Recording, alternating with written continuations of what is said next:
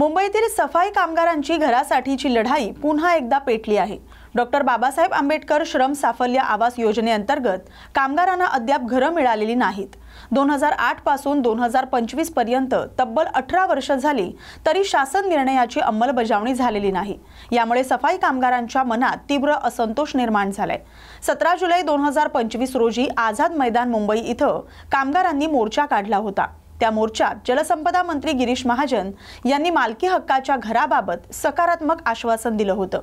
मात्र नोव्हेंबर 2025 पर्यंत कोणतीही ठोस कार्यवाही न झाल्यानं कामगारांचा रोष पुन्हा एकदा वाढलाय। कामगार संघटनांनी निवडणुकीपूर्वी शासनानं तातडीनं निर्णय घ्यावा अशी मागणी केली आहे। अन्यथा सफाई कामगार आणि त्यांच्या कुटुंबियांचा संताप मतदान पेटीतून व्यक्त होईल असा इशारा देण्यात आलाय। आता राज्य सरकार या प्रश्नावर काय निर्णय घेते याकडे सर्वांचं लक्ष लागलंय। या बातमीचा आढावा घेतलाय आमचे प्रतिनिधी विनोद कांबळे यांनी।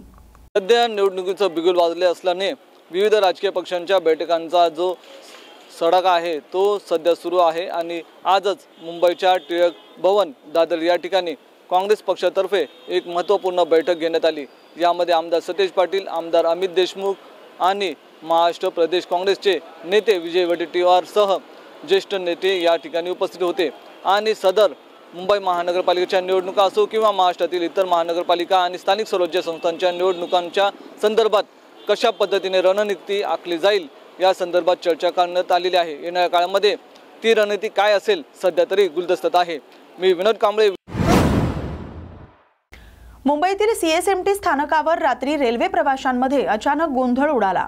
सीएसएमटी ते खोपोली जाणाऱ्या रात्री 8:41 दरम्यान रेल्वेमध्ये पंख्यातून धूर येऊ लागल्याची घटना घडली। या प्रकारामुळे प्रवाशांमध्ये भीतीचं वातावरण निर्माण झालं। अनेक प्रवासी तात्काळ डब्याबाहेर पडले आणि फलाटावर गर्दी झाली। मुंबई लोहमार्ग पोलीस तात्काळ घटनास्थळी दाखल झाले होते। सर्व प्रवाशांना सुरक्षितपणे खाली उतरवण्यात आलं। प्राथमिक माहितीनुसार धूर इलेक्ट्रिक पंख्याच्या तांत्रिक बिघाडामुळे आलं असल्याचं समजते। या घटनेनंतर सीएसएमटी ते खोपोली गाडी रद्द करण्यात आली होती। प्रवाशांना पर्यायी रेल्वेचा वापर करण्याचं आवाहन करण्यात आलं। सुदैवानं या घटनेत कोणतीही जीवितहानी झालेली नाही।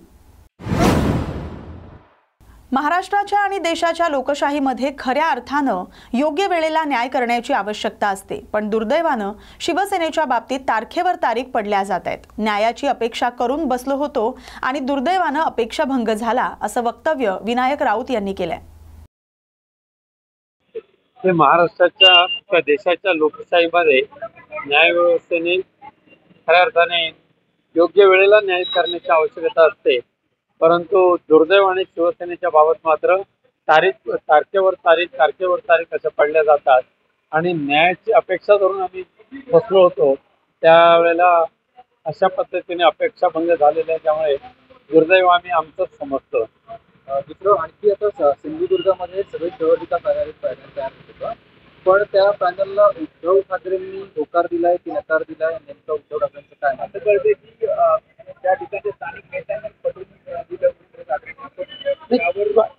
स्थानिक पातळीवर आघाडी किंवा नगरविकास आघाडी वगैरे असं करू शकतात, परंतु या आघाडीमध्ये कोणत्याही परिस्थितीमध्ये गद्दार गट आणि भाजप यांची हातमिळवणी करता कामा नये अशा स्पष्ट सूचना शिवसेना पक्षप्रमुख उद्धवजी ठाकरे साहेबांनी दिलेल्या आहेत आणि म्हणून अख्ख्या महाराष्ट्रामध्ये ह्या दोन्ही पक्षाशी जवळीक करणं कदापि शक्य नाही। म्हणजे स्थानिक स्वराज्य संस्था, राज्य बजेट, स्थानिक स्वराज्य संस्था, नगरपंचायत, नगरपालिका, आगामी जिल्हा परिषद यामध्ये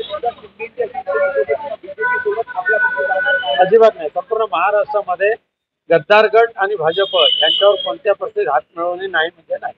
तुम्ही एका बाजूला असं म्हणताय, दुसऱ्या बाजूला राष्ट्रवादी दोन्ही गट काही स्थानिक स्वराज्य संस्थांच्या त्या ठिकाणी एकत्र येतात आणि एकत्र निवडणुका लढवायचा निर्णय घेतला। ठीक आहे, ही शिवसेना उद्धव बाळासाहेब ठाकरेंची शिवसेना आहे, त्यामुळे उद्धव साहेब जो निर्णय घेतात तोच आम्हाला सर्वांना मान्य आहे। इतर काय नसतायत तिकडे आम्ही त्या लक्ष देतो। एक शेवटचा प्रश्न फक्त, आता मुंबईमधला आरक्षण काल जाहीर झालं आणि मुंबईत आता इच्छुकांचे स्टेटस पडायला लागले। आता बऱ्याच ठिकाणी त्यामुळे बंडखोरी होण्याची शक्यता किंवा त्यांना अशा बंडखोरांना कसं रोखणार किंवा उमेदवारी कशी निश्चित होईल? मुंबई महापालिकेच्या निवडणुका ह्या आता व्हायला होता मार्ग मोकळा झालेला आहे। बाकी किती जणांकडे बंडखोरी होतील, बाकी काही एकमेकाच्या उरावर बसतील त्याची आम्हाला काळजी नाही आहे। पण एक मात्र निश्चित, शिवसेना उद्धव बाळासाहेब ठाकरे ह्या पक्षाची आणि माननीय राजसाहेबांच्या मनसे या पक्षाची युती तर नक्कीच होईल आणि आघाडीचे इतर 2 पक्ष आले तर त्यांचं सुद्धा स्वागत असेलच, परंतु भारतीय जनता पक्ष आणि एकनाथ शिंदे गट मात्र एकमेकाच्या छाताडावर बसतील अशी सद्यस्थिती झालेली आहे. यावं अशी इच्छा आहे, नाही आले तर त्यांचं चला. धन्यवाद. कुर्ला LBS मार्गावरील सनलाईट हॉटेलच्या ग्राउंड फ्लोअरला आग लागली होती. घटनास्थळी अग्निशमन दल दाखल होऊन आगीवर नियंत्रण मिळवण्यात आले. सुदैवाने यात कोणतीही जीवितहानी झालेली नाही, मात्र हॉटेलचं मोठं नुकसान झालंय. देख सकते हो सलीम भाई, पूरा ट्रैफिक भी जाम है पूरा. विक्रोळीत आगीत कार जळून खाक झाल्याची घटना घडली. सुदैवाने यात कोणत्याही प्रकारची जीवितहानी झालेली नाही. घटनास्थळी अग्निशमन दलाच्या 2 गाड्या दाखल होऊन आगीवर नियंत्रण मिळवण्यात यश आले. मात्र ही आग नेमकी कशामुळे लागली याची अद्याप माहिती समोर आलेली नाही. पोलीस आणि अग्निशमन दल याचा अधिक तपास करत आहेत.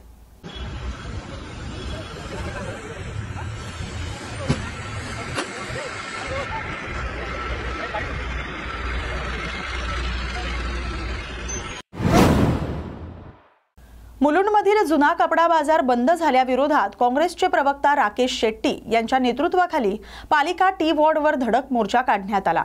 यावेळी भांडी आणि कपडे घेऊन थेट पालिकेच्या गेटवर आंदोलन करत पालिकेचा जाहीर निषेध करण्यात आला. कपडा बाजार विक्री करणाऱ्या लोकांना त्यांची हक्काची जागा मिळाली नाही तर पालिका गेटवर आणि मुलुंड आमदार मिहीर कोठेचा यांच्या ऑफिसच्या समोर आम्ही कपडा बाजार लावणार आहोत असा इशारा यावेळी देण्यात आला. राकेशजी, गेल्या 50 वर्षांपासून जे चिंदी मार्केट आहे ते भाजपच्याच आमदारांनी वसवलेलं होतं आणि आता त्याच चिंदी मार्केटवर कारवाई होते.